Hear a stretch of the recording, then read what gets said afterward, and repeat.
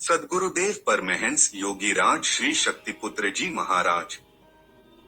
बाल्यकाल।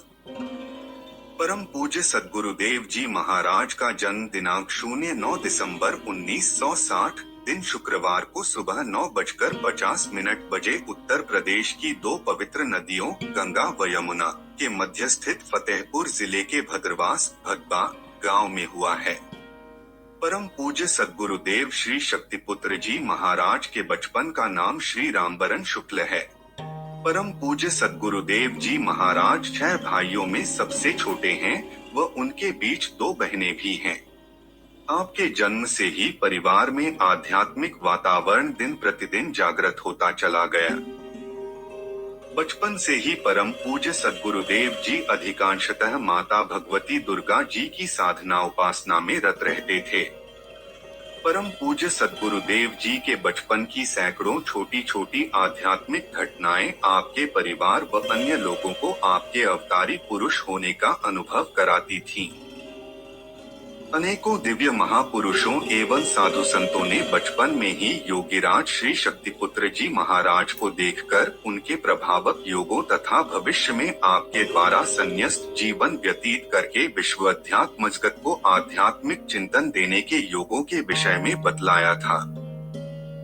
कुछ संतों ने तो सद्गुरुदेव जी के माता पिता से सद्गुरुदेव जी को मांगकर अपने साथ संन्यस्त जीवन में रखने का भी आग्रह किया था, किंतु माता पिता ने स्नेहवश उनके आग्रह को किसी भी प्रकार से स्वीकार नहीं किया। प्रारंभिक शिक्षा निज ग्राम भद्रवास भगबा में ही पूर्ण की। अपनी कक्षा में सद्गुरुदेव जी सबसे मेधावी छात्र थे। उस समय गांव के चारों तरफ अनेकों धार्मिक स्थल, कुटियाएं व वाटिकाएं बनी हुई थीं, जहां पर साधु संत महात्मा बाहर से आकर सत्संग किया करते थे।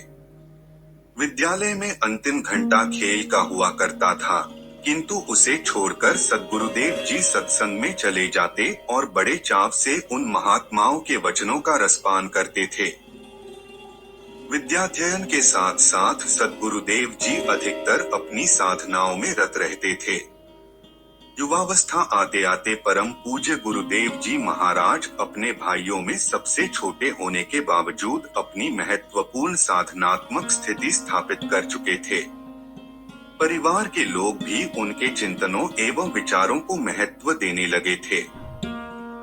एक निर्धारित शिक्षा प्राप्त करने के बाद परिवार के आग्रह के बावजूद परम पूज्य गुरुदेव जी महाराज ने आगे की शिक्षा प्राप्त करने से स्पष्ट इनकार कर दिया और उन्हें अवगत कराया था, अब आगे की शिक्षा की आवश्यकता मुझे नहीं है।